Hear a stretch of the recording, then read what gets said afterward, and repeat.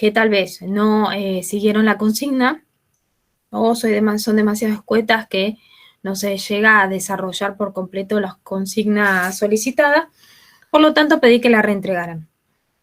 Bueno, la actividad cerró el viernes, ¿sí? Pero en el caso de aquellas que les he dicho que la tienen que reentregar y cerró la consigna, durante esta semana pueden hacer la entrega a partir de un mensaje privado. ¿Sí? Me pueden mandar un mensaje por el campus y ahí me hacen la entrega de la actividad que yo solicité que reentregaran. Aquellas que no hayan hecho esta actividad, al ser una actividad obligatoria, va a tener su correspondiente recuperatorio. ¿Sí? Los recuperatorios de esta actividad, como el del trabajo integrador, van a ser el cuatrimestre próximo. ¿Sí? Entonces yo les voy a poner la fecha en que van a tener que entregar el recuperatorio. Es decir, la consigna las voy a dejar antes del receso para que después, al iniciar el cuatrimestre, que es un cuatrimestre también muy corto, puedan entregar el recuperatorio. Recuerden que el recuperatorio el docente organiza y elige el momento más oportuno para poder hacerlo. ¿Sí? En el caso de historia va a ser lo mismo.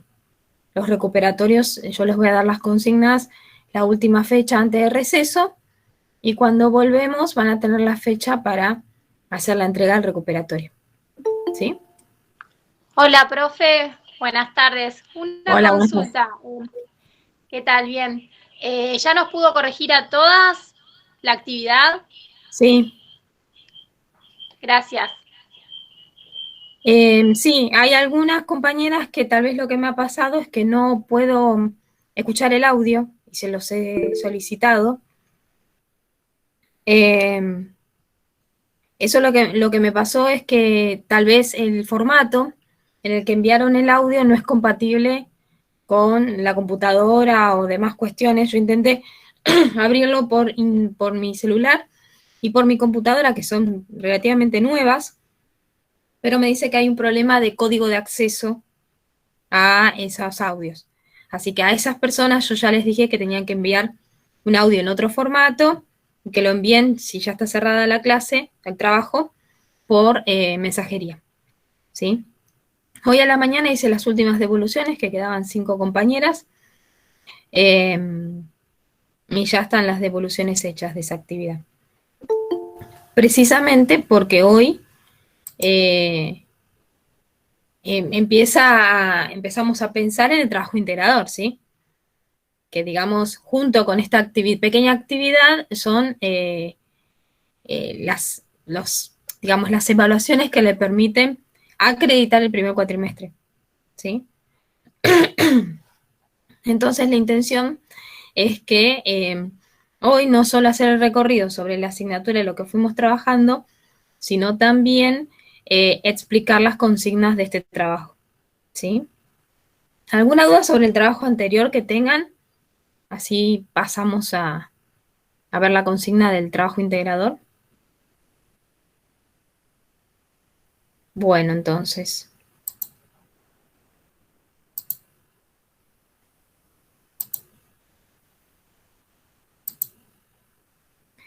esperen que voy a abrir la consigna.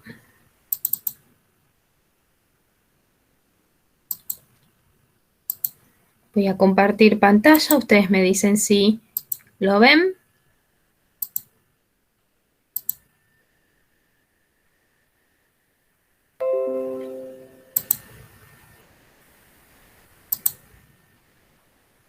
¿Ven la consigna? Sí, profe.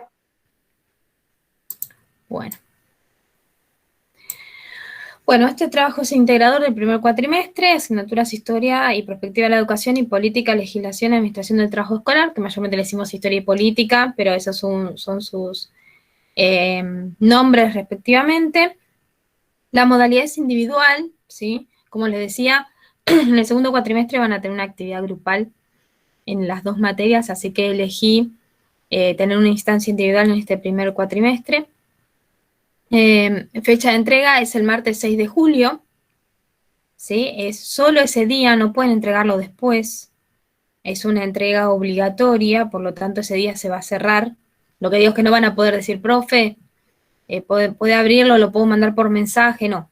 Traten de enviarlo con tiempo, cuestión de que si tienen algún problema para enviarlo, pueden dentro del tiempo determinado o estipulado, ustedes puedan enviarlo por otra vía si tienen algún inconveniente. ¿Por qué? Porque yo a partir de ese martes voy a dedicarme exclusivamente a la corrección de este integrador para poder hacer la devolución antes de el receso invernal, para que sepan quiénes tienen que hacer el recuperatorio y quiénes no. ¿Sí? Bien, presentación. No es que tengan que hacer una carátula, pero sí una presentación, nombre, apellido, en el cuerpo del trabajo, porque a veces me ha sucedido que me envían un archivo y el archivo no tiene nombre. Sí, es importante, si no tiene nombre yo no lo voy a corregir. ¿Sí? ¿Por qué? Porque más allá de que ustedes estén en un espacio virtual que a mí me dice su nombre y apellido, el trabajo que ustedes entregan tiene que tener su nombre. Es decir, es como si ustedes lo entregaran en la presencialidad en mano. Sí, nombre y apellido. La letra tiene que ser Times Roman 12, es decir, que tiene que ser en computadora o por celular, pero en Word, interlineado 1.5, alineación justificada, extensión máxima 10 páginas a 4, ¿sí? El trabajo debe ser entregado en las dos aulas. Espérenme que voy a...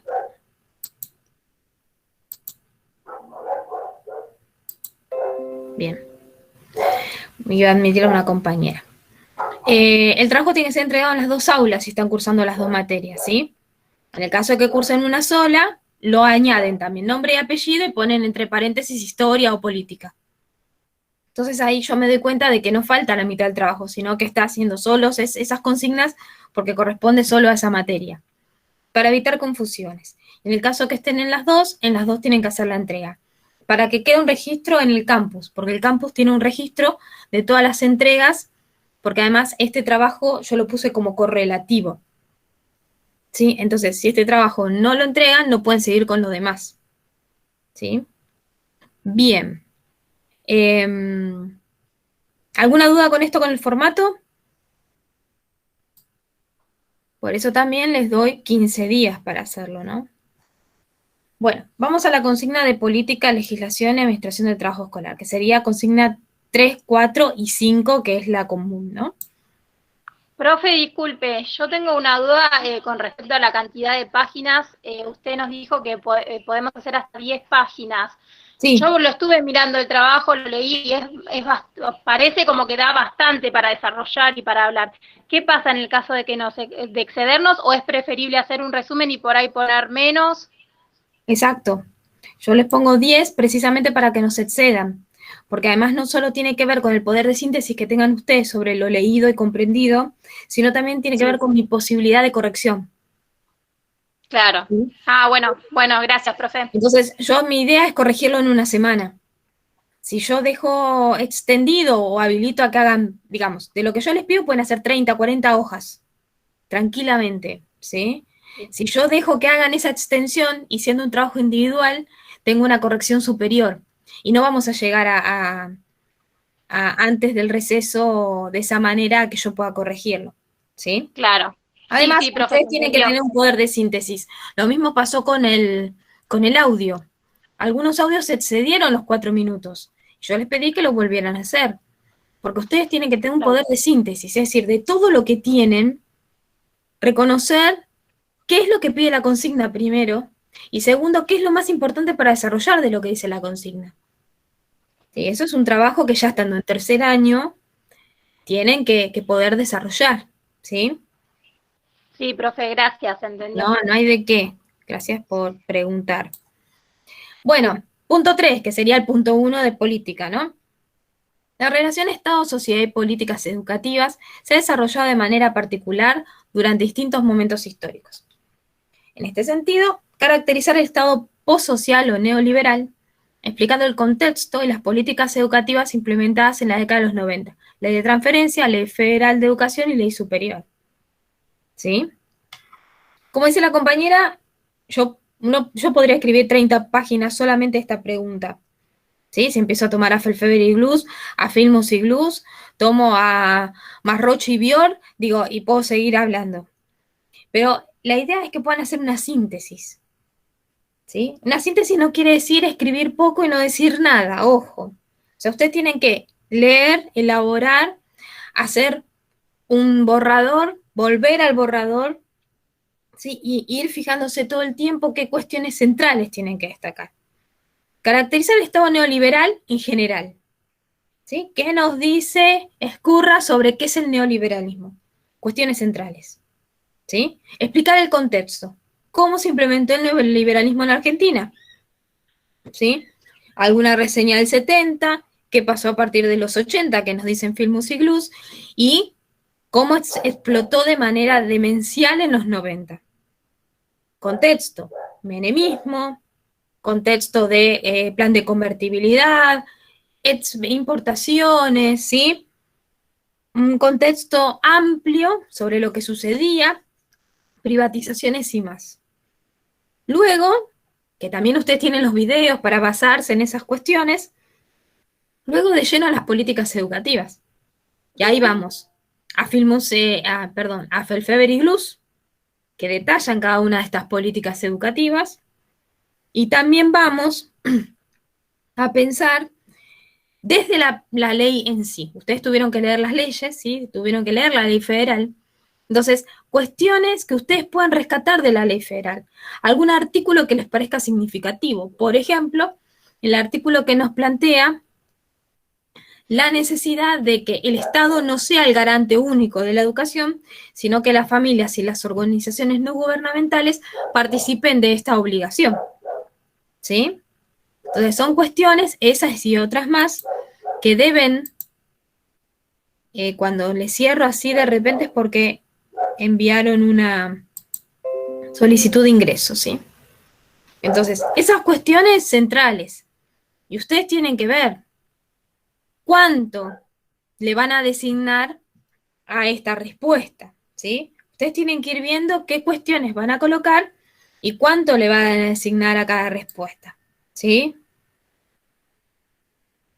Yo calculo, así a grandes rasgos, serían 2 páginas por pregunta. Si vemos que son 10 y son 5 puntos. Ahora, hay algún punto que tal vez sea de menor desarrollo que otro y le dé la posibilidad a otro de desarrollar un poco más. ¿Sí? Entonces, esas cuestiones, tenerlas en cuenta. Van a tener que hacer varios borradores hasta llegar a el trabajo final. Bien, punto 4.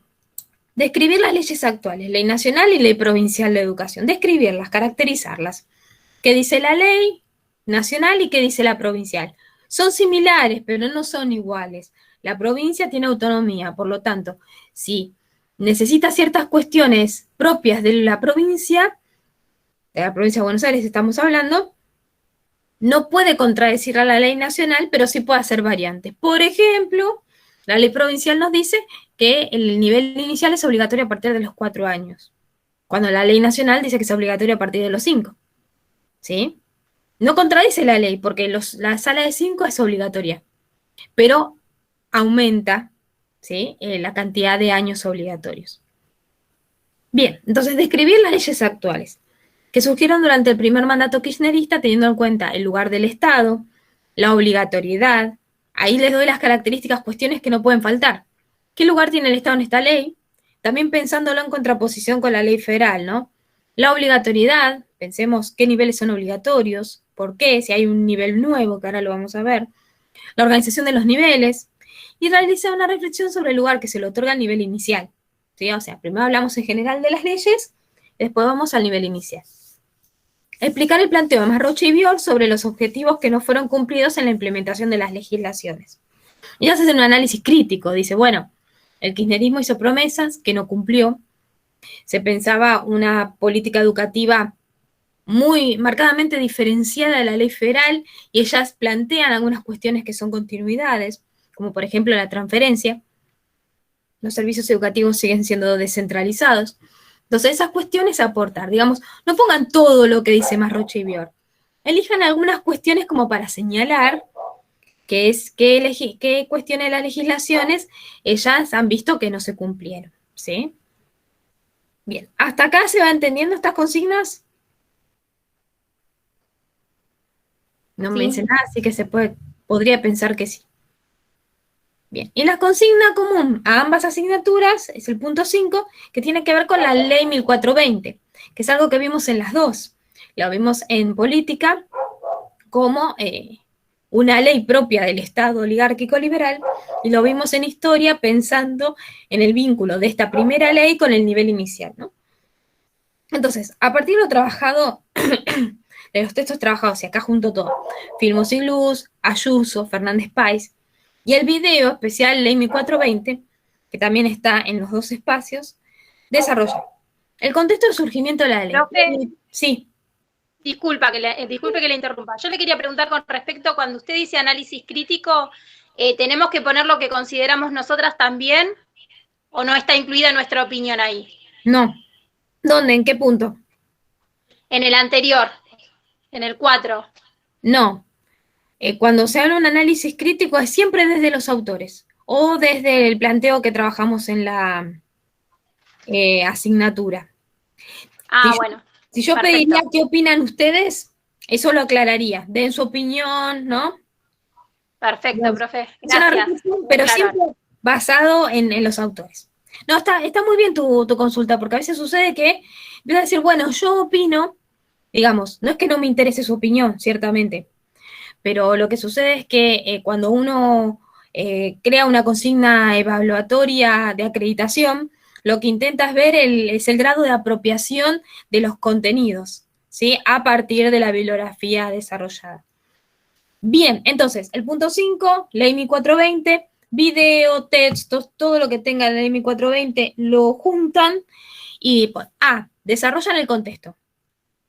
Las que hicieron, por las que están haciendo política, van a poder desarrollarlo de Filmos y Luz, el Estado oligárquico, el oligárquico liberal. No desarrollen todo. Pueden tomar como aporte lo que hicieron, si alguna lo hizo desde este lugar, desde este estado, en el trabajo del el guión que tenían que armar para el audio, ¿recuerdan? Ese guión les puede servir de insumo para contextualizar ese momento, ¿sí? Después, explicar los debates que le dieron origen, que están en Filmus y Glus, porque aparece una parte donde dice todos los debates en un apartado de este tipo de estado, pero va a estar fuertemente también vinculado al video especial del 1420. Y después desarrollar las principales características de la ley y su vínculo con el nivel inicial. Las principales características tienen que ver con el texto de Ayuso, ¿sí? ¿Qué legisló la ley 1420? ¿En qué jurisdicciones intervino? ¿Qué cuestiones científicas planteaba? ¿Cómo pensaba el género? ¿Sí? La obligatoriedad, la inclusión, todo esto que dice Ayuso puede desarrollarlo. Y por otro lado también el vínculo con el nivel, ¿sí? Con el nivel inicial. Entonces ahí plantearlo de este lugar. Es decir, si cuando se encuentren con este punto, si hay algún punto, por ejemplo, el contexto de surgimiento de la ley, en el caso de política lo pueden desarrollar, pero por ejemplo, el punto C, que habla sobre Ayuso y demás, que lo vemos en historia, si alguna tiene alguna dificultad para desarrollarlo porque no esté rindiendo historia, lo puede señalar. Es decir, profesor, por eso necesito que lo señalen. Si me dicen, profe, yo solo estoy cursando política, no estoy cursando historia, yo voy a saber que seguramente el punto C no va a poder desarrollarlo de la misma manera. ¿Se entiende? Es decir, en este punto se unen los dos y hay algunas cuestiones que tienen que ver más con política y otras más con historia. ¿Sí? Bien, ¿alguna duda con las consignas hasta acá? Las de historia las vamos a ver en la hora de historia. Es decir, fíjense, acá no estamos trabajando estado de bienestar, no estamos trabajando estado oligárquico liberal en profundidad, sino que me centré, como ya en la actividad obligatoria habían desarrollado mucho estado oligárquico liberal y mucho estado benefactor, me centré en este sentido en el estado postsocial, ¿sí? Que es lo último que estuvimos trabajando y que tiene un nexo central con las políticas educativas actuales. ¿Sí? Bien, dejo de compartir.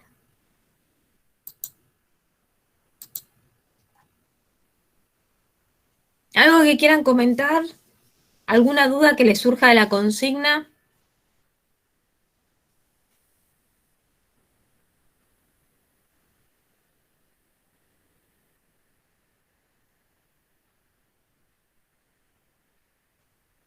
Entonces recuerden que vamos a basarnos básicamente, como ya había una actividad obligatoria que recorría los tipos de Estado, vamos a focalizar particularmente en el Estado neoliberal, ¿sí? Que tenemos bastante para desarrollar ahí. Por eso la intención es que que podamos hoy hacer un recorrido sobre estas políticas. Hacer un recorrido general, si se quiere, de todo lo que hemos trabajado hasta ahora, pero centrarnos un poco más en las políticas educativas de la década del 90 y del 2000, que son las actuales. ¿Sí? Bueno.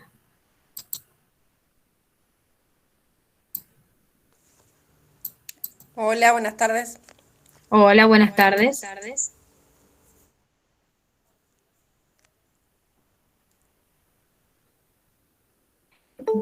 Bien, voy a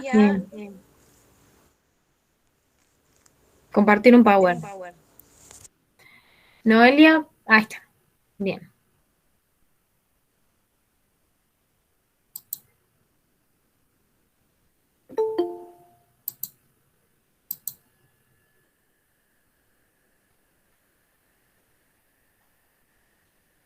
Bueno.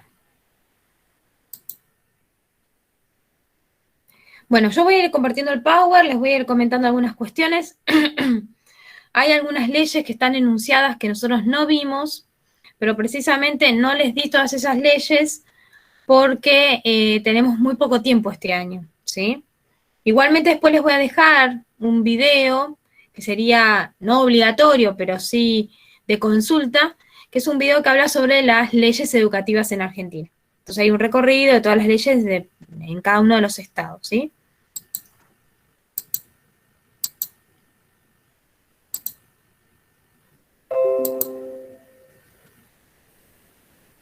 Bien.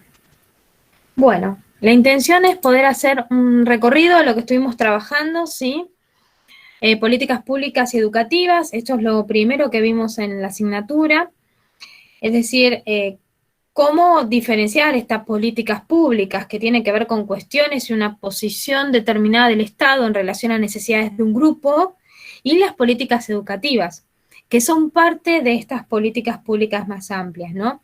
Entonces, cuando vemos la política educativa, también tiene cuestiones relevantes y que algunos sectores reclaman y que el Estado debe atender. Digo, en este caso podríamos pensarlo en la virtualidad y el acceso a los formatos digitales. Entonces, hay una política educativa que habla sobre la inclusión, la obligatoriedad, la organización de la institución, ¿sí? Eso vamos a ir avanzando un poquito más en el segundo cuatrimestre, pero que ante un estado de emergencia, que es la virtualidad, que se extendió más de lo deseado, eh, las políticas públicas establecidas y políticas educativas no son suficientes. Entonces, hay una particularidad de atención en relación a sostener las trayectorias. Y en este contexto es complejo pensarlo porque sostener las trayectorias depende de el acceso a ciertos dispositivos que nos permitan interactuar virtualmente.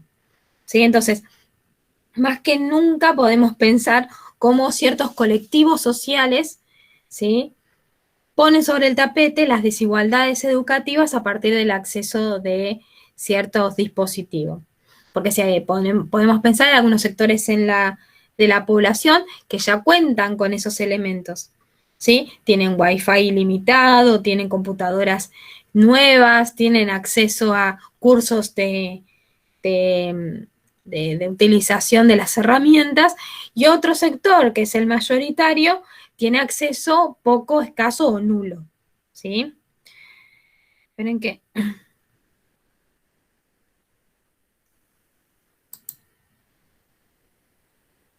Voy a dejar de compartir.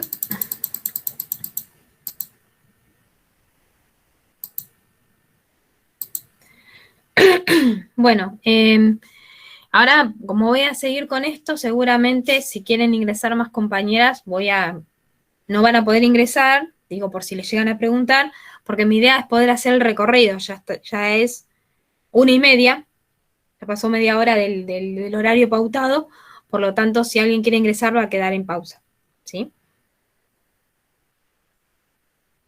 Así podemos continuar y no tengo que dejar de compartir cada ratito.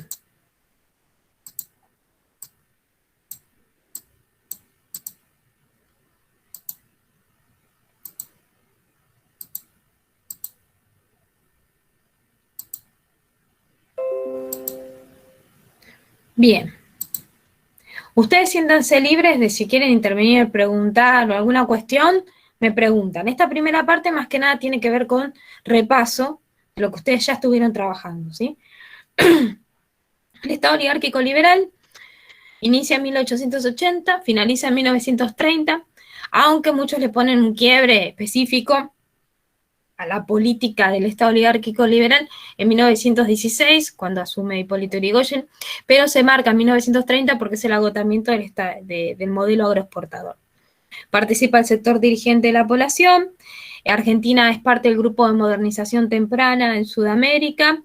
El modelo de acumulación es agroexportador, que tiene que ver con la División Internacional del Trabajo. Bueno, y el sistema educativo tiene características estatistas y centralizadoras. ¿Qué quiere decir esto? Lo quiero aclarar porque muchos audios, tal vez en vez de decir estatistas, decían estadística o decían otra cosa y cambia el sentido, ¿no? Estatista quiere decir que la educación va a pasar exclusivamente por el Estado. No va a haber otro agente que se haga cargo de la educación en este tipo de Estado oligárquico liberal. Y es centralizadora porque es el Estado nacional el que centraliza las políticas.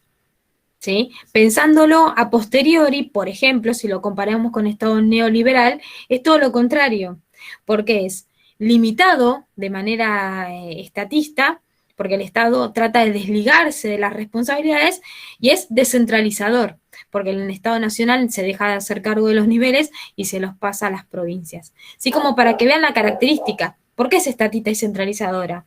Porque se hace cargo del Estado exclusivamente y centraliza las políticas en la nación. ¿Sí?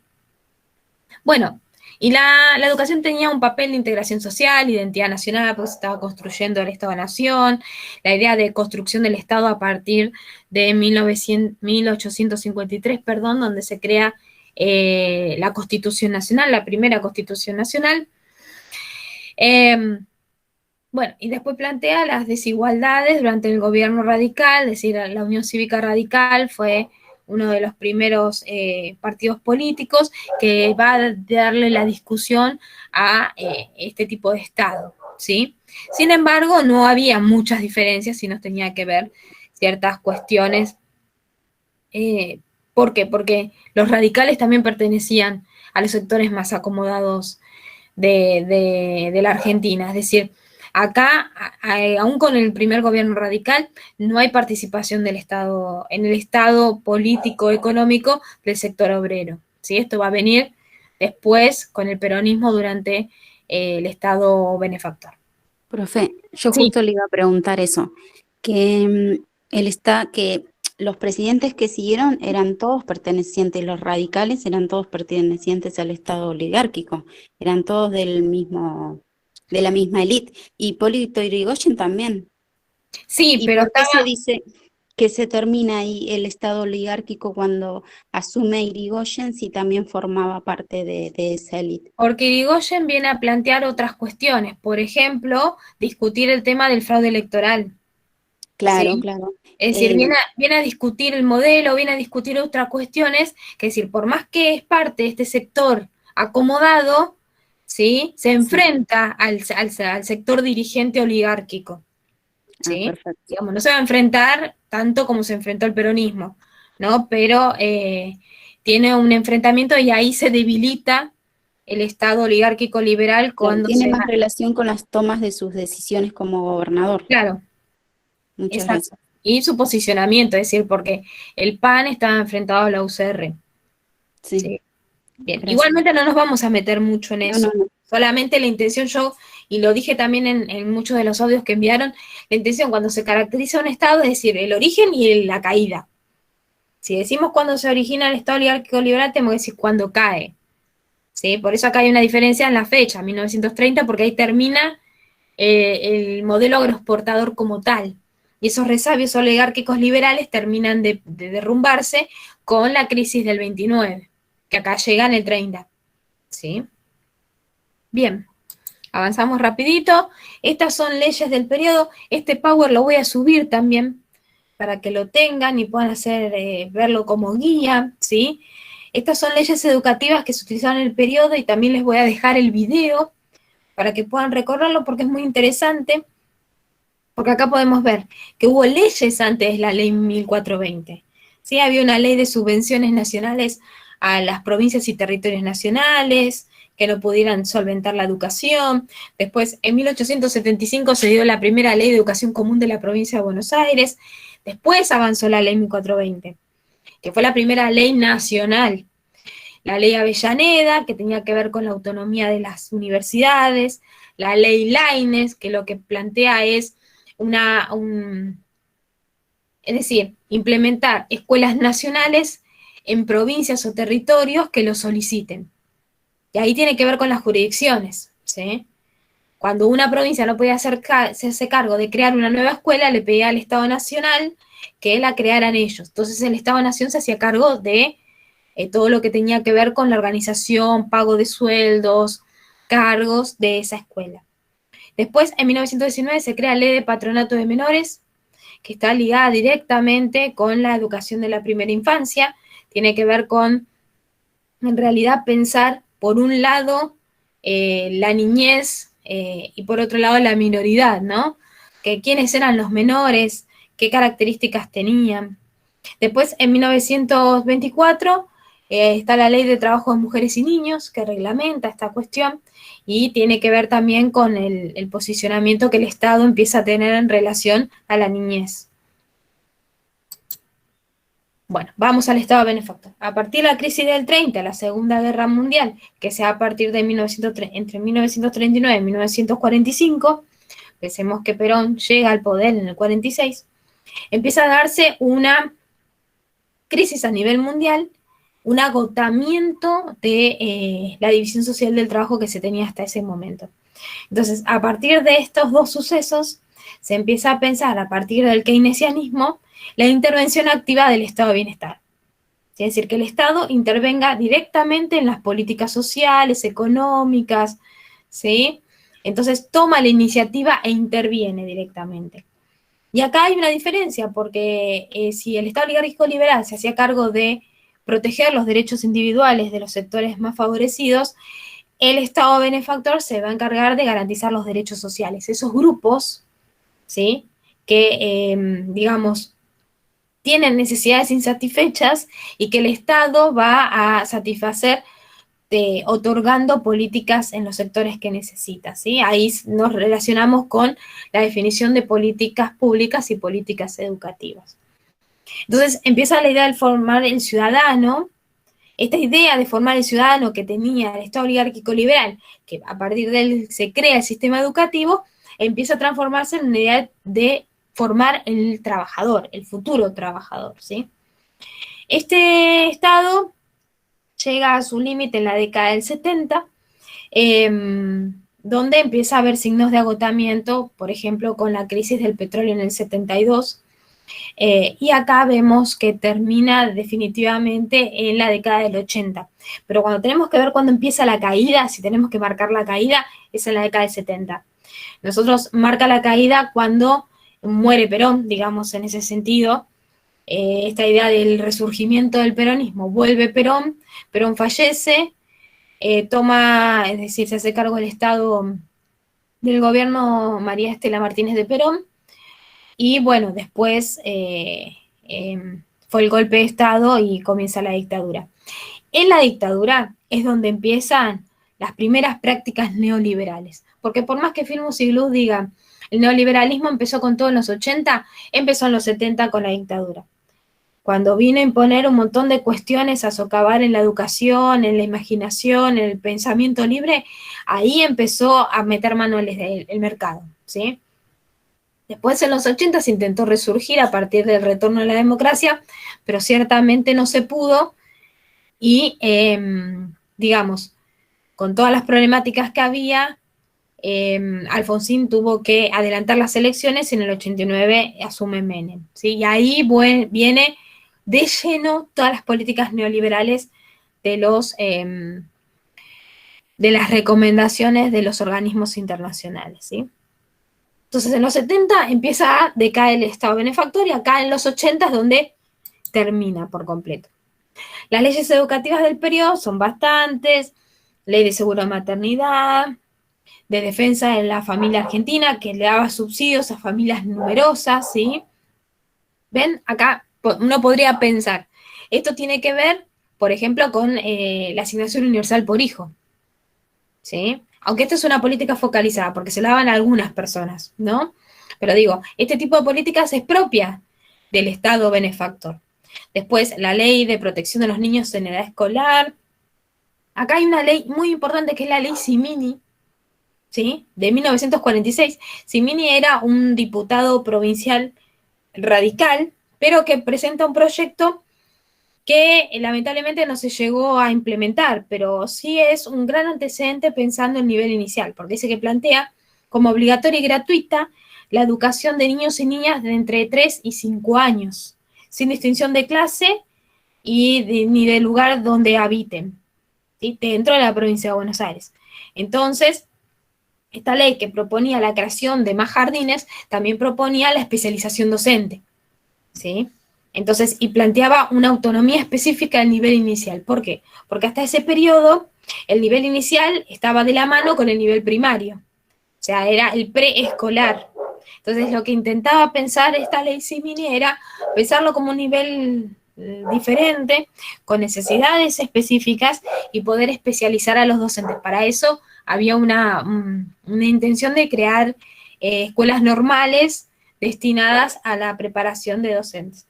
Esto, bueno, en el 51 queda derogada esta ley, no se llega a implementar, pero es una de las primeras grandes victorias del nivel inicial dentro de las políticas educativas. Bueno, después ahí vemos cómo saltamos del 46 al 73. ¿Por qué? Porque en el 46 estamos hablando del peronismo. Y en el 73 también estamos hablando del peronismo. Acá hablando del nivel inicial, ¿no? Acá, fíjense que todas las leyes tienen que ver con el nivel inicial. No nos metemos con otros niveles. 1973, la ley 20.582, la ley de creación de Institución Nacional de Jardines Maternales Zonales. ¿Sí? Ahí empieza a tener entidad propia los jardines maternales. Ya no es la guardería, es un jardín maternal. ¿Sí? Diferenciando la guardería solo de cuidado, el jardín maternal pensando la enseñanza de contenidos. ¿Sí? ¿Hasta acá cómo vamos? ¿Alguna duda? Bien, profe.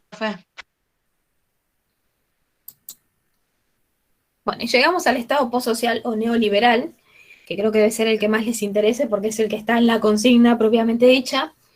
Bueno, este estado postsocial o neoliberal, digamos, es una reversión del liberalismo que conocimos en el siglo XIX, pero con características propias del contexto de finales del siglo XX, ¿no? Entonces, este es un estado mínimo que lo que hace es reducir al máximo su intervención en todo tipo de ámbito y le deja un lugar privilegiado al sector privado, ¿sí? Al sector privado o cualquier otro agente social que quiera hacerse cargo de esa ausencia. Entonces, por ejemplo, cuando vemos la ley federal, que ahora vamos a avanzar un poquito en eso, dice, el garante del derecho a la educación es primero el Estado Nacional, el Estado, ¿no? Como representante, pero después está la familia, están las organizaciones no gubernamentales, están otros espacios, digamos, como que se corre y dice, bueno, yo me corro y si alguien puede avanzar en esto, será bienvenido, ¿sí? Un Estado mínimo que lo que quiere hacer es reducir el gasto público, ¿sí? Para maximizar ganancias. Es decir, el mercado interviene directamente. Y esto viene a partir de una serie de recomendaciones de los organismos no gubernamentales en la década de los 80 que se llamó el Consenso de Washington. A partir del Consenso de Washington, más de varios organismos como el Fondo Monetario, el Banco Interamericano de Desarrollo, UNICEF y demás, crearon documentos que planteaban ciertas políticas que habilitaba la reducción de la intervención del Estado y dar paso al espacio a otros sectores, por ejemplo, el sector privado. ¿Sí? Entonces, en este contexto es donde se da la descentralización de funciones. ¿Sí? La primera descentralización fue en la década del 70, durante la dictadura. En 1978, la dictadura lo que hace es la primera descentralización. Miento. La primera descentralización la hizo Frondizi en el 58. Pero esa descentralización se tiró para atrás, no avanzó. Esta idea de que el Estado Nacional delegue sus responsabilidades administrativas a las provincias y a los municipios, ¿no? Que es lo que se intentó avanzar. En el Estado postsocial en Argentina se empieza a ver descentralización de funciones en diferentes ámbitos. Lo vemos en la escuela, en 1992 a través de la ley de transferencia, donde las provincias se tienen que hacer cargo de ciertos niveles educativos. En el 78, 2 niveles educativos empezaron a ser responsabilidad exclusiva de las provincias. Uno fue el nivel inicial y otro fue el nivel primario. Es decir, estas escuelas pasaron a ser responsabilidad exclusiva de las provincias. En la década de los 90 se hizo la transferencia de los otros 2 niveles que quedaban, que era el nivel secundario, o en ese caso después la ley federal polimodal, y el nivel terciario, es decir, a nosotros nos sucedió, el Riglos dejó de ser parte era un instituto nacional y pasó a ser un instituto provincial. Esto generó grandes dificultades, dado que las distintas provincias tenían diferentes ingresos,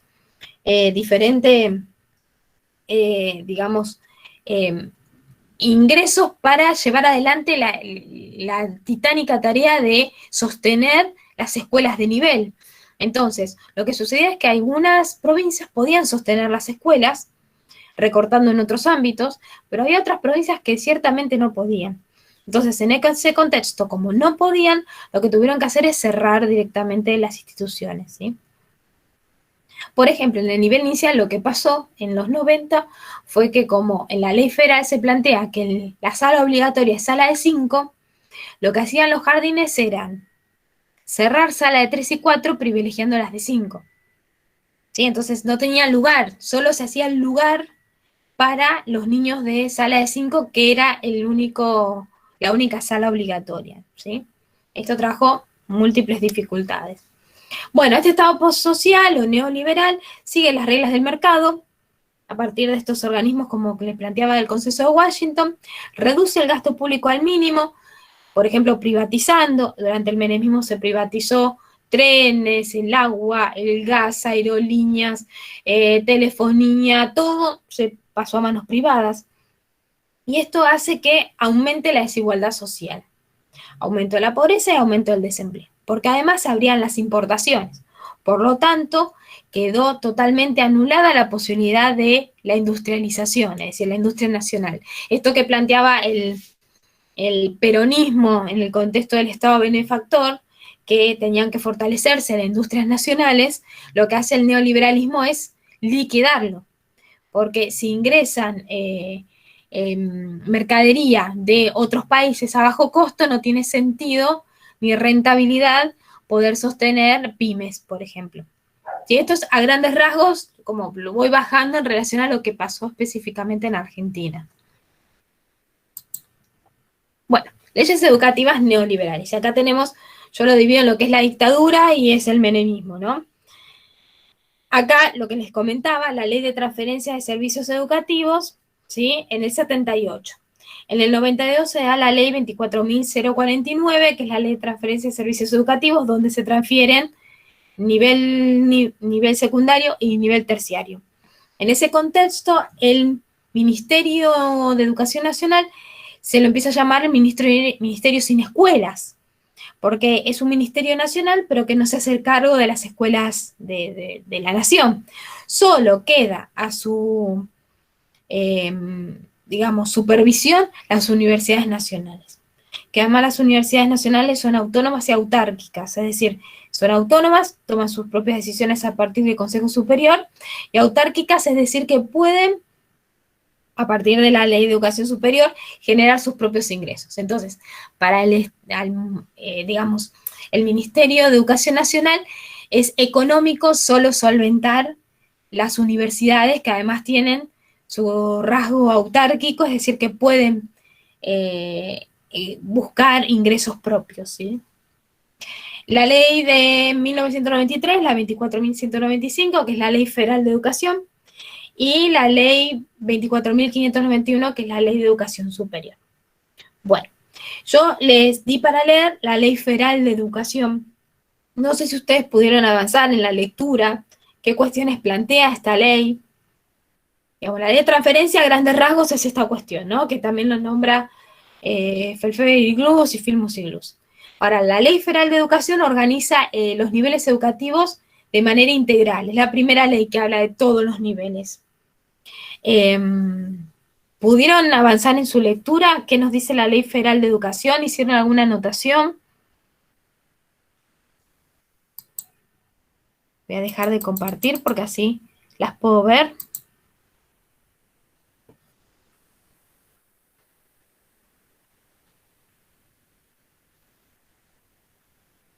¿Avanzaron en la lectura de la ley? ¿Tomaron algún registro?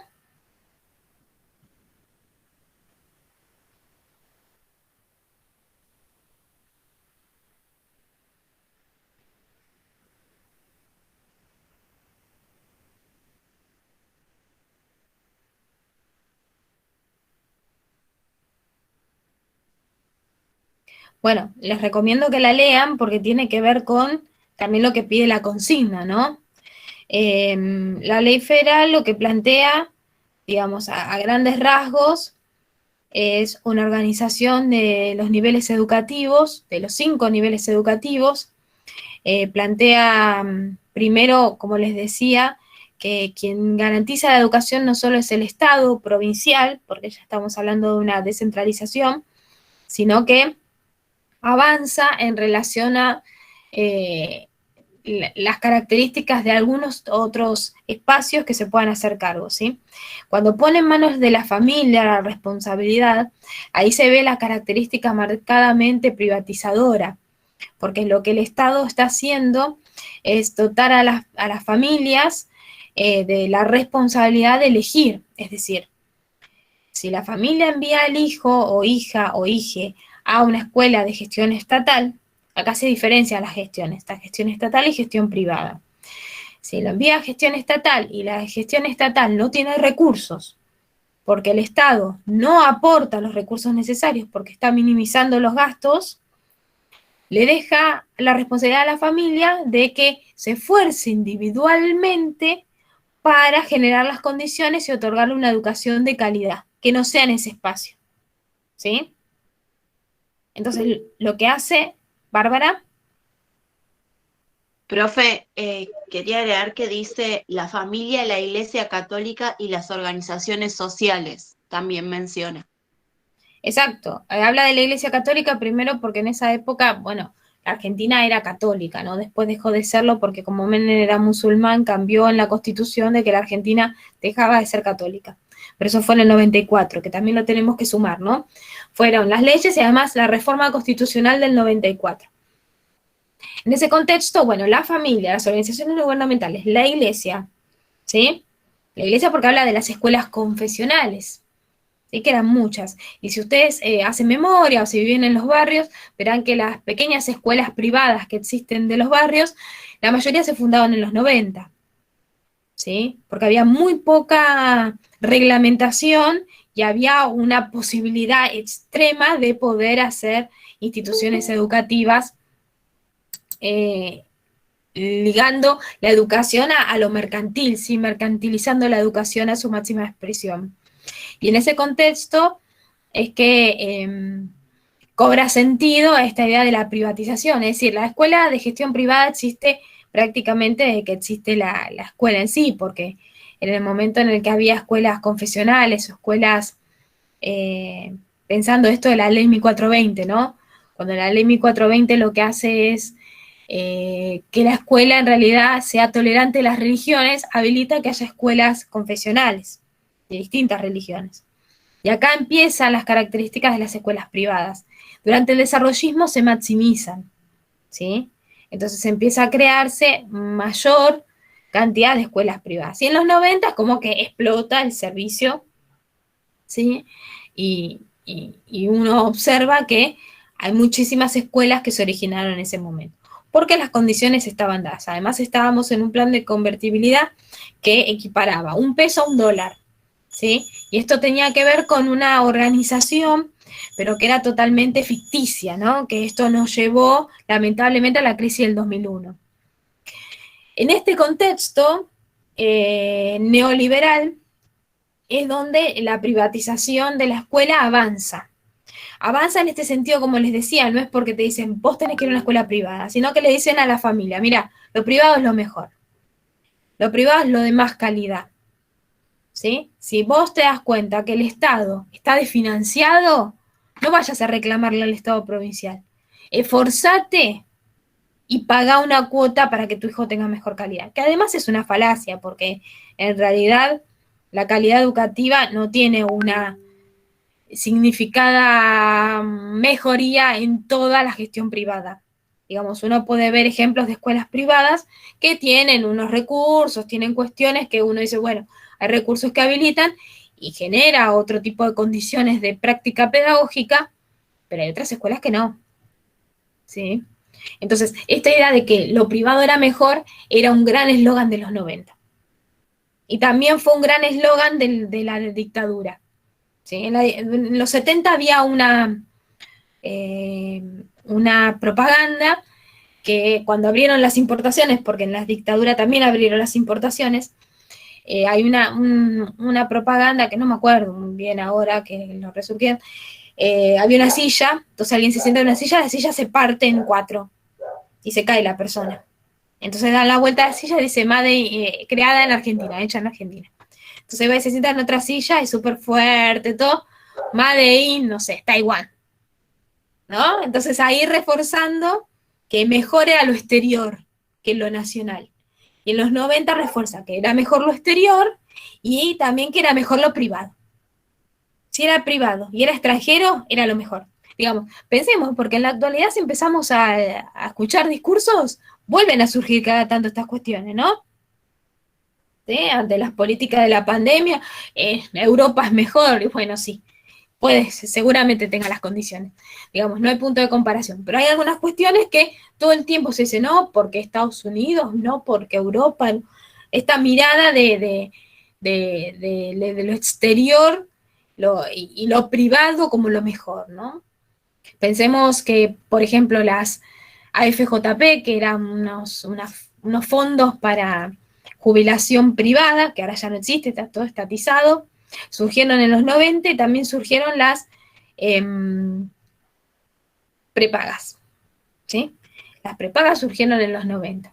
Y fíjense lo que pasa, digo, tal vez me estoy yendo mucho, pero es para entender el contexto. En ese momento, en los 90, si vos tenías una obra social común y corriente, no te iba a dar todo lo que te iba a dar la prepaga, la mejor prepaga, ¿no? La gente que pagó 30 años la prepaga. Ahora se enfermaron de COVID y terminaron en un hospital público. Porque las prepagas no tienen un sistema de sustento. Comparten lugares con otras prepagas, con otras obras sociales, ¿no? Entonces digo, ¿desde dónde se sostiene este posicionamiento de que lo privado va a generar mejor servicio? Ante una situación de emergencia, digamos, el único que está ahí para amparar ese tipo de políticas es el Estado, ¿no? Como ejemplo para salir de educación y que tiene que ver con estos mitos o creencias que nos hacían creer en los 90, ¿sí? Bien, entonces, la ley federal lo que organiza de manera integral todos los niveles, ¿sí? Hasta ese momento teníamos la ley 1420, que estaba en vigencia en ese momento también, y que legislaba la obligatoriedad solo del nivel primario, ¿sí? La ley federal, en realidad, es una ley que viene de una propuesta española, de la década del 80, que en España fracasó esa política educativa. Y el Estado argentino en los 90 la compra y la implementa. Entonces, organiza el nivel educativo pensando en las distintas franjas etarias. Entonces, habla de un nivel inicial, donde está completo los 2 ciclos, pero solo es obligatorio la sala de 5, que es esta idea de preescolar, ¿no? De poder avanzar en algunas cuestiones para preparar a la primaria. Después está el nivel primario, que ya no se denomina así en la ley federal, sino que es EGB. Tal vez algunas de ustedes lo hayan conocido o escuchado, que tenía tres momentos, EGB1, ¿sí? Ciclos, perdón, 3 ciclos, EGB1, 2 y 3, ¿sí? Educación General Básica 1, que era primero, segundo y tercer grado, General Básica 2, cuarto, quinto y sexto, y un tercero que es séptimo, octavo y noveno. Es decir, vos terminabas la primaria a los 15 años. Es decir, ¿y qué se celebraba de la ley federal? Que aumentaba la obligatoriedad, porque lo que hacía era poner como obligatorio sala de 5 y la primaria, o sea, los 3 ciclos de EGB. Entonces tenías 10 años de obligatoriedad. Entrabas a los 5 años y egresabas del EGB 3 a los 15. Después tenías el polimodal, pero que no era obligatorio.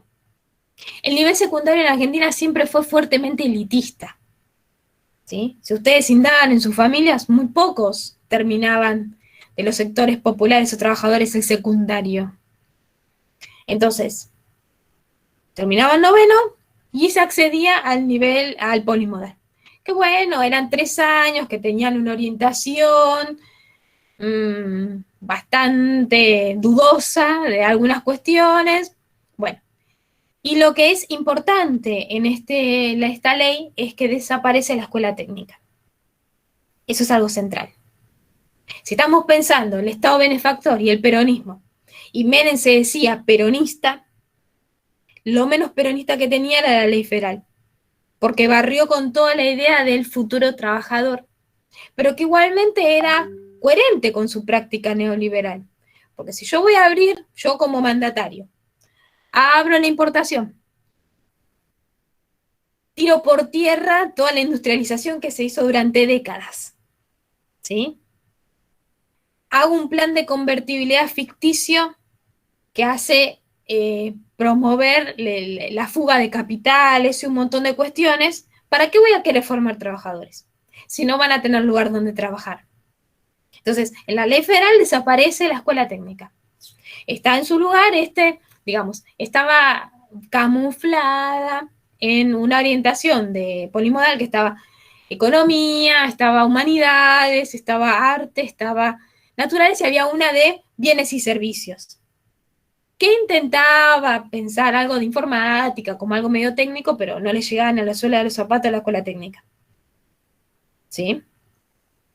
La ley no queda ahí, termina el polimodal, avanza en el estudio superior. Cuando habla de estudio superior, divide superior universitario y no universitario. Pero para esto también va a avanzar después, en el 95, con la ley de educación superior, que es la que todavía tenemos hoy en día. Que esta ley de educación superior es la que va a decir que las escuelas, universidades son autárquicas, es decir, que pueden solventar sus gastos vendiendo servicios, ¿sí? Hubo mucha resistencia de las comunidades educativas porque apelaba a la privatización, al arancelamiento, y a partir de las movilizaciones no se llegó a concretar, pero era algo muy fuerte que se intentaba dar, ¿no? Entonces, los niveles: inicial, con sala de 5 obligatorio, EGB 1, 2 y 3, que era obligatorio, 10 años de obligatoriedad, polimodal, con orientación no obligatorio. Después teníamos terciario, universitario, no universitario. Y aparece otro nivel, que es el nivel cuaternario, ¿sí? ¿Saben cuál es el nivel cuaternario? Postítulos, maestrías, especializaciones, doctorados, ¿sí? Es la formación luego de la formación inicial. que claramente es paga. Y sigue siéndolo, ¿eh? Sigue siéndolo. Es decir, la formación cuaternaria requiere de un arancelamiento. Eso no fue modificado. Por eso también ir pensando continuidades y rupturas, ¿no? Hay unas cuestiones que en los 2000 se modifican y otras que no. Sí, Bárbara. Hay un sistema, con respecto a esto que estamos hablando, hay unas becas que tienen que ver con el progresar, que es para la formación docente, ¿no? Y esto tiene que ver un poco con que sería una maestría esto también. No, el progresar es para carreras de iniciación en la docencia. O sea, los postítulos y la educación cuaternaria es cuando ya te recibís. ¿Sí? Ah, ok, y Por eso sigue ejemplo, siendo pago. sí. Por ejemplo, yo soy licenciada y profesora en ciencia de la educación. ¿Sí? Recibí a la Universidad de Luján. Si yo quiero hacer un postítulo, una especialización, que dicho sea de paso lo he hecho, diplomatura, doctorado, maestría y demás, todo eso va a ser pago. ¿Sí? Porque, ¿cuál es la intención o el pensamiento detrás de esto? El Estado ya te dio la formación inicial, es decir, te la dio, la pagamos entre todos con los impuestos, contribuciones, AFIP y demás. El Estado ya te dio un Y la Estado, puedes pagar con tu trabajo. un nivel, claro, un nivel gratuito. Vos, una vez que trabajas, tenés que retribuir, no solo en trabajo, en el esfuerzo de trabajo, sino en pagar tu propio formación complementaria o formación permanente, porque como docentes y como todos los otros trabajadores necesitamos actualizarnos, prepararnos, ¿sí? Pero les quiero decir una cosa, los salarios no alcanzan para pagar esos niveles de educación, ¿sí? Entonces, digamos, sí, el Estado Nacional me dio una carrera inicial, me da trabajo porque trabajo en el Estado, pero el sueldo no me habilita a, no sé, decir, bueno, voy a empezar una maestría, voy a empezar un doctorado. No, es imposible, porque los aranceles no se pueden pagar. Sí, como para poder ver el discurso y las realidades.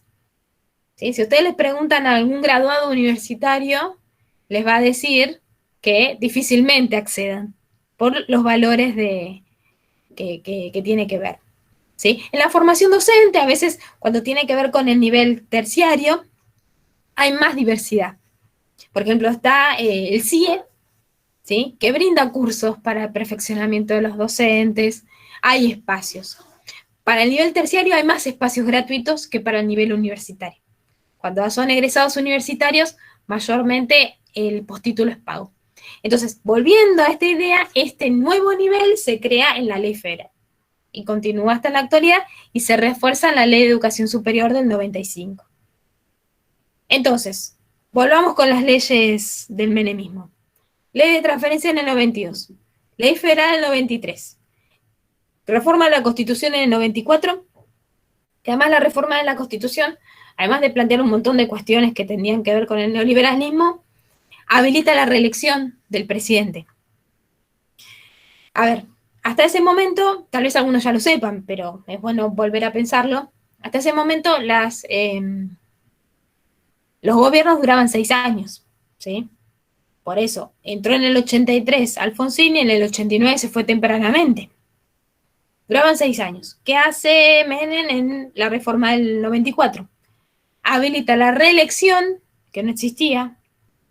Ese momento sí había existido en el momento de Perón, pero después se sacó de... Eso fue en la del 49. Él hizo algo similar al Perón, pero de una mirada neoliberal. En el 94 lo que hace es... toma este aporte, ahora justo estaba pensando que era 94 y 49, digo, dando vuelta a los años. Menem habilita la reelección, entonces él está 6 años y después es reelecto 4 años más, entonces la década menemista. ¿Sí? Después asume de la Rúa, después viene la debacle con el tema de la convertibilidad y la crisis del 2001. ¿Sí? Entonces, digamos que es la caída abrupta del modelo, ¿sí? Estaba de la Rúa como podía estar cualquier otro. No solo son malas decisiones a nivel gubernamental, sino era la caída de una gran estafa que fue el plan de convertibilidad, ¿sí? Entonces, en ese sentido, ver las políticas educativas. Que además la ley federal lo que hacía era dar muchas atribuciones a las instituciones. Es decir, le otorgaba libertad extrema a los proyectos institucionales de las escuelas. Entonces había una gran diversidad de propuestas. Y esta diversidad muchas veces pasaba por alto el derecho de los estudiantes de aprender, ¿sí? Entonces, lo que se veía era que había diversidad porque cada provincia se manejaba de manera autónoma en lo que tenía que ver con la educación. Es decir, algunas provincias tenían la organización que les cuento de la ley federal y otras no la aceptaron y tienen otro modelo. Y además de esta organización y cómo lo pensaba, lo que hacía era ampliar la brecha de desigualdad, ¿sí? Porque había escuelas con proyectos y recursos geniales, porque había intervención de mano privada, había como concursos para que se ganen becas, concursos para que la escuela, no sé, venía Santillana y ponía, te habilitaba todas las aulas con lo más tecnológico, o venía otras editoriales y te daban libros, digamos, y había escuelas que no tenían nada, ni proyectos, ni iniciativa, ni posibilidad, ¿sí? Entonces esto también amplió la brecha de desigualdad entre las distintas gestiones y las distintas propuestas educativas. Bien, a grandes rasgos esto, ahora voy a volver al Power. Si ustedes quieren preguntar o intervenir, siéntanse libres de intervenir. La intención es como dar a grandes rasgos lo que acontecía en este contexto, ¿sí?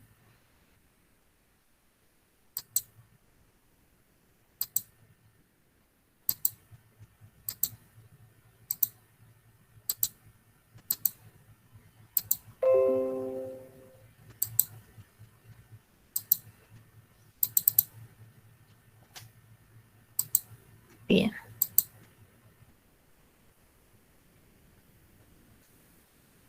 Bueno, y después de estas leyes, que esto se sostuvo hasta el 2006, digamos, porque después vino la crisis del 2001, la devaluación, 5 presidentes en una semana, distintas cuestiones, inestabilidad. Bueno, en el 2003, después de, digamos, unas elecciones que fueron a balotage entre Menem y Kirchner. Menem se baja antes del balotaje y queda Kirchner como presidente, y se empiezan a implementar algunas políticas que tenían que ver más con el proteccionismo del Estado para poder solventar la crisis que se sostenía, ¿no? Entonces, lo que hace el kirchnerismo es intentar modificar los desastres que había causado las leyes neoliberales de los 90. Entonces, en este contexto, crea un paquete de leyes. También, me olvidé decir que en la década de los 90 había una fuerte presión de los sindicatos y los docentes por el problema de los salarios, la desigualdad, no había paritarias, digamos, los sueldos estaban muy por debajo de los niveles de pobreza. Y en el 97 se creó la Carpa Blanca, que no sé si alguna se acordará, que duró 3 años, la Carpa Blanca frente a la Casa Rosada, donde era una protesta de los docentes. Hubo una protesta anterior en el radicalismo, en el 87, que era la Marcha Blanca, ¿sí? Y esta fue la Carpa Blanca que se sostuvo durante 3 años pidiendo modificación en las condiciones laborales, en la desfinanciación que estaba viviendo en las escuelas, ¿sí? Y que se modificaran las leyes que estaban, digamos, destrozando lo poco que nos quedaba en la educación argentina, ¿no? Entonces, a partir del kirchnerismo, que retoma algunas de estas cuestiones, y ustedes lo habrán visto en Masrocha y Bior, que hay un montón de cuestiones que estas leyes venían a tratar de recomponer y que finalmente no se lograron, fue la ley del 2005, la 26.061, que es la Ley de Protección Integral de los Derechos Niñas, Niñas y Adolescentes, que la vamos a ver, ¿sí? Vamos a trabajarla cuando veamos derechos de la niñez. Esta ley lo que viene a hacer es, digamos, derogar la ley de patronato de infancia. Si el patronato, vieron que había una ley en 1919, esta ley la deroga. Después está la ley 26.075, que es la ley de financiamiento educativo, que es la ley que instaura el derecho a que haya mesas donde discutir salario, ¿sí? Entonces, en este sentido se juntan los sindicatos, que son los representantes de los docentes, y el Estado provincial, porque la educación es provincial allá en esta época, y a discutir el financiamiento. No solo el financiamiento a nivel recursos, sino también la paritaria nacional docente, que nace a partir de esta ley de financiamiento. Vieron que todos los años cuando va a empezar la escuela dice, hay paritarias docentes, ¿cómo concluyen las paritarias docentes? Tiene que ver con esto, es un derecho nuestro que tiene que ver con poder discutir nuestro salario, y esta paritaria nacional lo que hace es crear un piso mínimo, de un porcentaje mínimo de sueldo, que después cada provincia va a discutir, por estar descentralizado de esta manera, pero la provincia no puede discutir por debajo de ese nivel, ¿sí? Bien. Lo comento también porque durante el macrismo había quedado sin desarrollarse, no se desarrollaba la paritaria nacional, habían quedado paritarias provinciales que promovían mayor desigualdad. Bueno, 2006, ley 26.206, que es la de Educación Nacional, que tenemos en la actualidad, y la ley 26.150, que es la de Educación Sexual Integral. Esta ley la vamos a ver cuando avancemos sobre los derechos de los niños, niñas y adolescentes, ¿sí? Bien, entonces acá viendo la ley de Educación Nacional, que propone cuestiones diferentes, ¿sí? Por ejemplo, cuando nos habla la ley de Educación Nacional sobre quién es el garante de la educación, dice, es el Estado, ¿sí? En este caso, cuando habla de Estado, es Estado provincial, porque todos los niveles están descentralizados. Pone a la familia como corresponsable, ¿sí? Pero no habilita esta cuestión de, bueno, la Iglesia Católica, todos los espacios privados que quieran ingresar, sino que habla de un trabajo conjunto, pero que el principal garante es el Estado provincial, ¿no? Después organiza de manera diferente los niveles. Está a nivel inicial con los 2 ciclos. Está la ley nacional, habla de sala de 5 obligatoria, la ley provincial dice que a partir de sala de 4, y avanza en 2 niveles, primario y secundario. Nivel primario 6 años, secundario 6 años. Y esta ley es la primera en promover la obligatoriedad del nivel secundario. Entonces ahí tenemos 12 años de digamos, obligatoriedad, digamos 13, porque estamos hablando de sala de 5 a nivel nacional y puede avanzar según la legislación de cada provincia. Tenemos sala de 5, 6 años de primario, 6 años de secundario. Y después se avanzan los niveles que ya conocidos como nivel universitario y superior no universitario, ¿sí? Es interesante poder pensar ahí, verlo, ver qué sucede con el nivel inicial, ¿no? Cómo se plantea el nivel inicial en esta ley, que bueno, digo, ustedes también lo abordarán en este sentido desde los diseños curriculares, porque los diseños curriculares se desprenden de las leyes provinciales, que a su vez se desprenden de la ley nacional, ¿sí? Bien. Ahí, Ley Nacional de Educación. Da responsabilidad a los estados provinciales de garantizar el derecho a la educación. Nuevamente, porque somos un estado descentralizado. El nivel inicial forma parte dentro de la estructura de los 4 niveles, no es algo diferenciado, aunque todavía falta promover la ampliación de el primer ciclo, ¿no? Se habla en la ley de una unidad pedagógica, ¿sí? De niños de 45 días hasta los 5 años, inclusive siendo obligatorio el último, la ley nacional.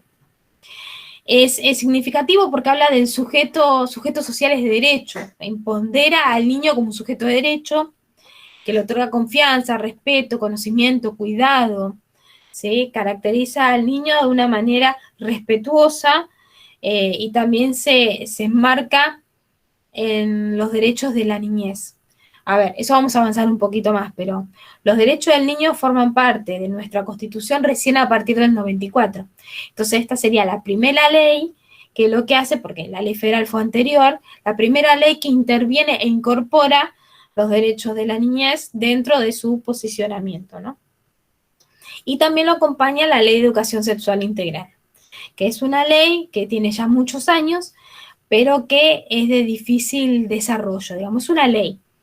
Se supone que todo educador, educadora, debe respetar el derecho del niño, niña, niñe de ser, de aprender, ¿no?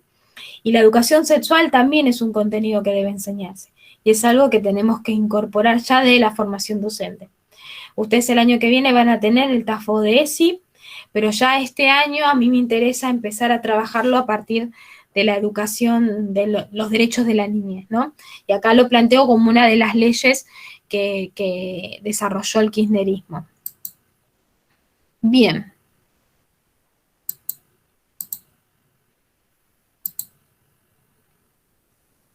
Bueno, hasta acá el Power, como un recorrido de todo lo que fuimos trabajando, que es bastante, ¿sí? Y que me interesa poder pensar. Es decir, yo les propongo las lecturas de las leyes, no para que entiendan artículo por artículo, que memoricen, sino el sentido es que puedan reconocer la importancia de esa ley y cómo esa ley se fue modificando. Es decir, las propuestas de leyes se fueron modificando según los contextos, los tipos de Estado. Si ustedes leen la ley federal y enfrentan la ley nacional, son dos propuestas muy diferentes, pero algunas cuestiones que tienen continuidades, ¿sí? Entonces, y si leemos, que en este caso usted no le di para leer, pero si leyéramos la ley 1420, digamos, mucho más distante, ¿no? Entonces, es interesante poder ver la legislación en un contexto de políticas educativas y en un contexto más amplio de políticas públicas, ¿sí? Porque por más que pensemos que estamos hablando del pasado, o en este caso del presente, pues estamos hablando de la ley nacional y provincial, estas herramientas intentan promover que ustedes puedan analizar leyes futuras. Y digamos, como siempre uno plantea, la formación inicial es eso, es una formación inicial. Ustedes cuando estén en terreno, estén en la práctica, van a surgir otras modificaciones. Y es importante que las categorías aprendidas en política las habiliten a entender los nuevos contextos. Y que como ven, el neoliberalismo es una variante del liberalismo. Suelen resurgir ayornados los mismos contextos dependiendo de las características de ese momento histórico, ¿no? Bien, ¿algo que quieran comentar? ¿Dudas? ¿Preguntas? Este sería el momento.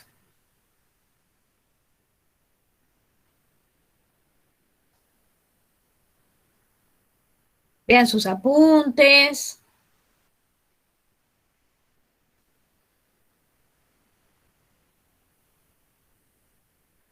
Vieron que lo que se estuvo hablando es básicamente la consigna del trabajo.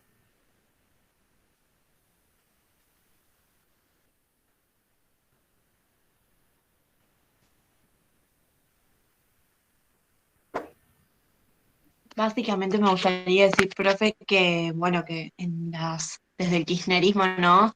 Lo planteaba en el texto que leímos, que se preocupaba por la educación a partir de becas, de ayuda con becas, del Conectar Igualdad, que si bien estaba la herramienta, no fue quizás ejecutado como se debería, pero la herramienta estuvo, ¿no? Ujú, Pero también habla de un poco de decir, de hablar, de hacer, y muchas cosas no se hicieron, ¿no? Está ujú. como medio, medio como confuso, ¿no? Esa parte de que sí, hacemos tal cosa, vamos a hacer tal cosa y después quedó como en la nada. Claro, sí, sí, hace referencia al texto de Marroche y Bior. Por ejemplo, cuando habla de obligatoriedad, ellas lo señalan, dice, bueno, en la ley nacional dice que el nivel secundario es obligatorio. Y lo dictaminaron y se implementó, pero los edificios no estaban adaptados, digamos. ¿Por qué? Porque los edificios estaban organizados de esta manera. Estaba diferenciado, la escuela tenía hasta noveno, ¿sí? A veces se compartían edificios, entonces tal vez la primaria hasta sexto estaba en el nivel de abajo, en la planta baja, y de séptimo, octavo y noveno y polimodal arriba, digo, ustedes habrán conocido algunas escuelas que estaban organizadas de esta manera, y a veces hay algunos polimodales que se crearon como polimodal. Entonces vos tenías escuelas secundarias que eran polimodales, entonces estaban organizadas como tal. Y cuando vino esta nueva ley, no había lugar para meter a los de séptimo, octavo y noveno, que pasaban a formar parte de primero, segundo y tercero. No es lo mismo organizar matrículas de 3 años, de 6 años. Entonces ahí también hubo modificaciones. Había escuelas que tenían las 6 modalidades, que era como se les llamaba en el polimodal, que después tuvieron que acortarse y tener solo 2 orientaciones, porque no tenían espacio físico para desarrollarlo. Además, cuando se modificó esta ley, lo que tiene que ver con los educadores, tuvo toda una reconversión. ¿Por qué? Porque cuando se habilita séptimo, octavo y noveno, no había docentes para... Es decir, vos para estar en séptimo, octavo y noveno dando clases tenía que ser docente de primaria, porque era parte de la escuela primaria, pero los contenidos eran parte de secundaria. ¿No? Digo, ahí trajo una confusión. Hay muchos docentes que estaban en los primeros años de secundaria que no podían dar clases en esos años. Entonces, se crearon una serie de cursos o formación complementaria para docentes de primaria para que pudieran dar clases de los contenidos de secundaria. Un desastre total. Yo lo viví como estudiante y era súper complejo porque había docentes que eran de primaria, que tenían su formación, que intentaban dar contenidos de formación de otro nivel, que hacían lo que podían, porque era su herramienta de trabajo y no querían perder esa herramienta. Pero digamos, uno como estudiante se quedaba como atrapado porque había cuestiones que no se desarrollaban como tal, no es el mismo el contenido de primaria que de secundaria. Y lo mismo pasó en polimodal porque los docentes tuvieron que modificarse. Si cambia el nombre de la materia, cambia el nomenclador y cambia el docente que la da. Entonces tal vez había un docente histórico que daba tal materia y tenía que moverse a otra materia. Eso cuando fue el polimodal. Cuando cambia a secundaria, pasó de nuevo. Y no solo que pasó de nuevo, sino que la secundaria, al ser obligatoria, ¿qué pasó? Se masificó, que digamos, es lo que se quería. Pero los espacios no daban, porque el secundario y los edificios de secundario eran edificios chicos, pequeños, porque eran grupos reducidos, porque empezaban muchos, pero terminaban 2 o 3. La realidad del secundario. Y ahora, a partir de esta ley, estaban todos hacinados, porque era obligatorio. Entonces, la mayoría que terminaba la primaria en la escuela cercana, pasaba directamente a la secundaria. Y no había lugar físico para sostener estas matrículas. Digamos, pensemos, el gobierno pensó primero la ley, pero los recursos no los puso.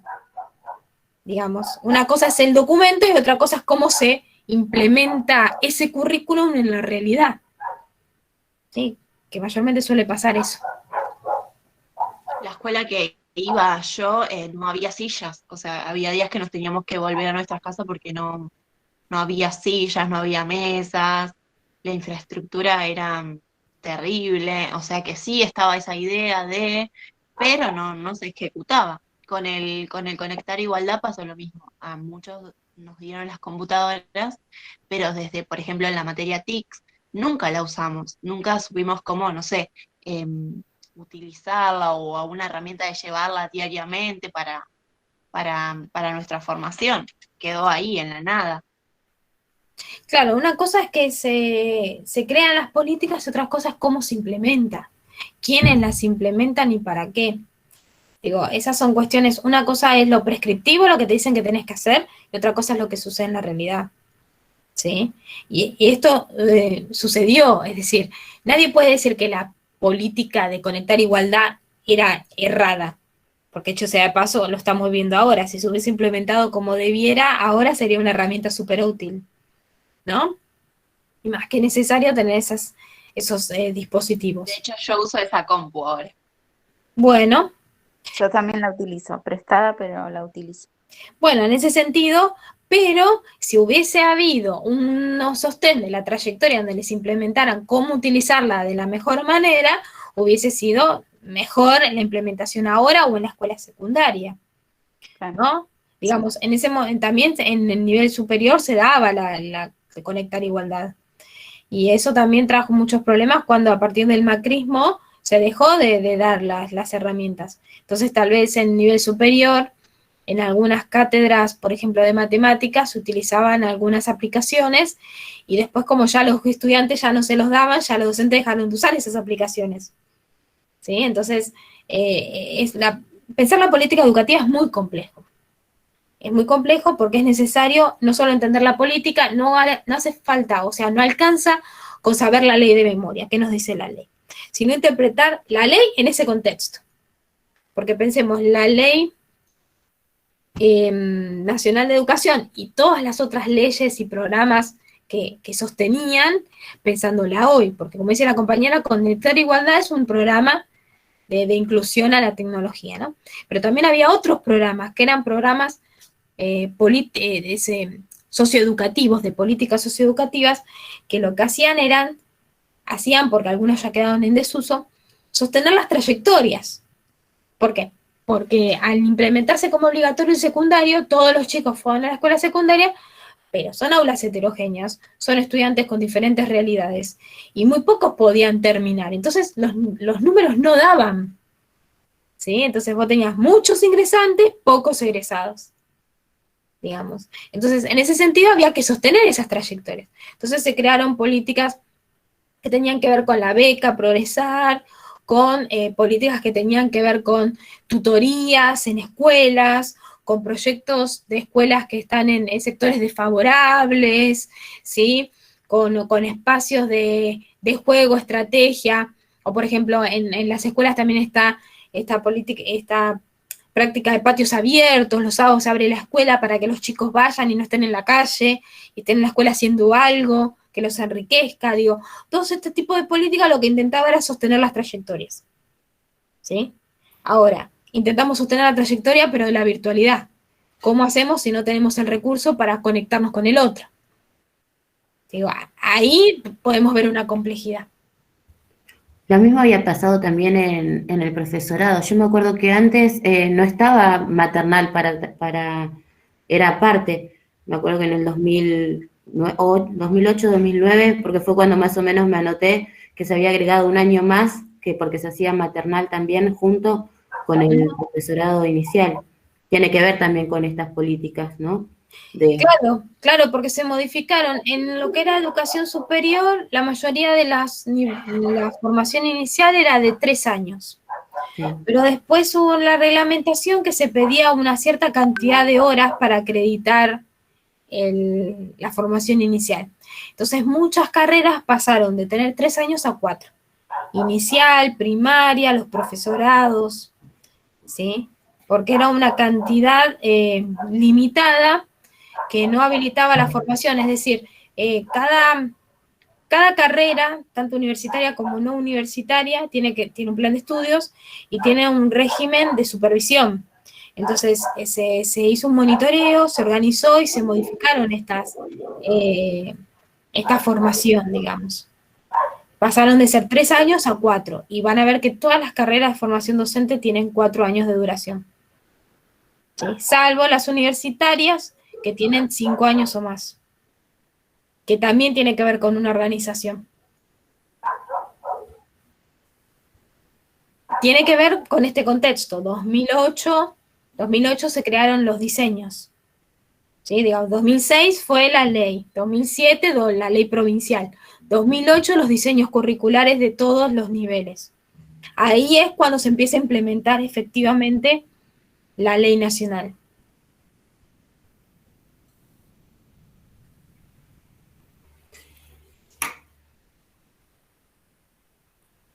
¿Alguna duda más? ¿Algo que quieran avanzar? ¿Algo que no hayan entendido? Por suerte está grabado, así que si hablé muy rápido pueden volver al video.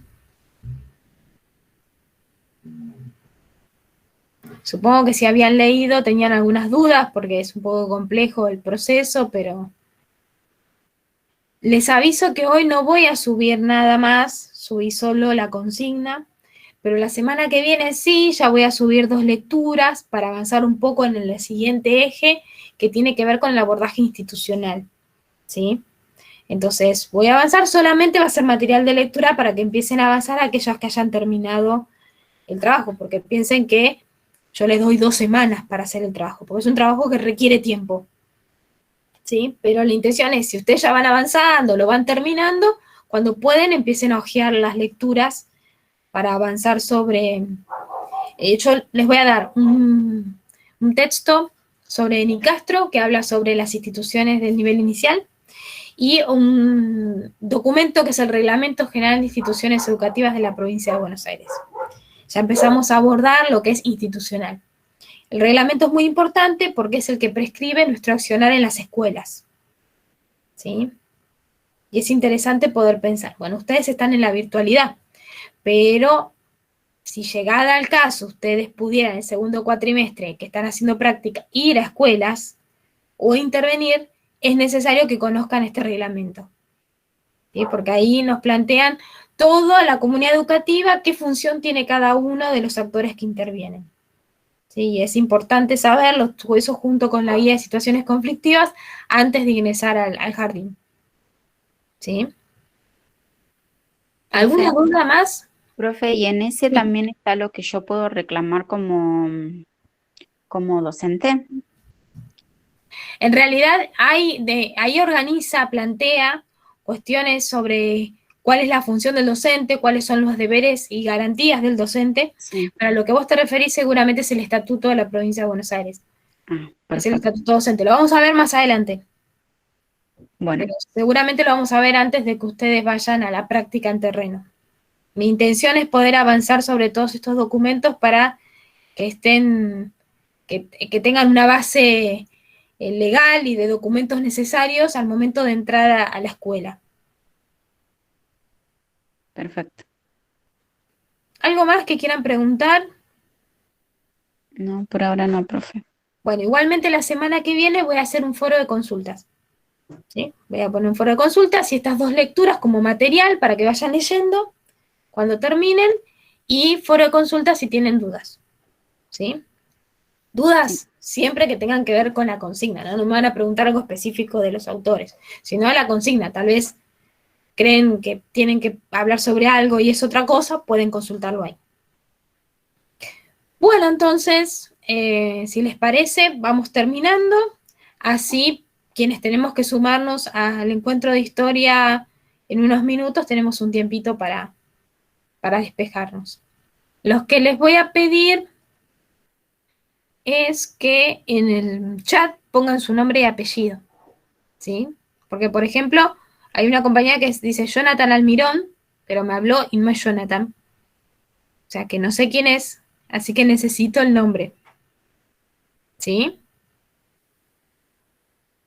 Sí, profe, yo le mandé un mensaje, que soy Vanessa Gainza, que tengo problemas de conectividad, entonces busqué la manera para estar. A ver, acá estaba, no lo vi. Ay. Sí, mandé un mensaje, profe, soy Vanessa Gainza. Ah, ahí está, mira, no lo abrí. Ahí Sí. está, perdón. Sí. Sí, se me complica mucho con el tema del wifi, pero bueno, acá estoy. Bien. Profe, Gracias. una consulta, disculpe. Sí. Para la clase de historia, ¿nos unimos con este mismo link? Porque no lo No. encontrábamos. ¿Dónde está el link? Yo dejé el link en historia. ¿No lo dejé en historia? Esperen. Porque la otra vez me pasó que no lo dejé y es real, me da culpa, me olvidé. Pero ahora preparé los 2. Esperen que voy a echar un vistazo. Está en donde dice Jardín en el origen del sistema educativo. Bienvenidas, estimadas estudiantes de la clase número 5. Abajo dice, les dejo el link de acceso a las 15 horas. Ah, bueno, profe, gracias. De nada. Y fíjense de entrar siempre al acceso de ese día. ¿Sí? Gracias, profe. Nos vemos. Nos vemos en un rato y saludos a quienes solo cursan política y cualquier duda estoy a disposición. Gracias. Chao, profe, gracias. Chao, nos vemos.